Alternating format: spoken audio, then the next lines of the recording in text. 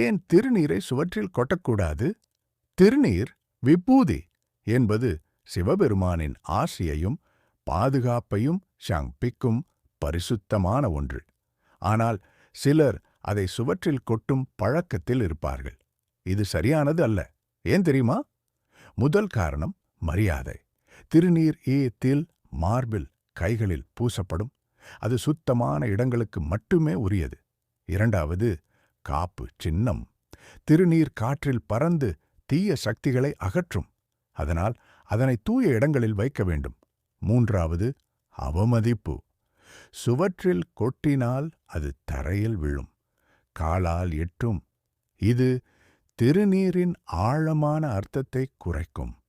ஆகையால் திருநீரை மரியாதையுடன் சிறு தட்டில் வைத்து ஈயத்தில் பூசி அதன் ஆற்றலை உணர்ந்தே பயன்படுத்து.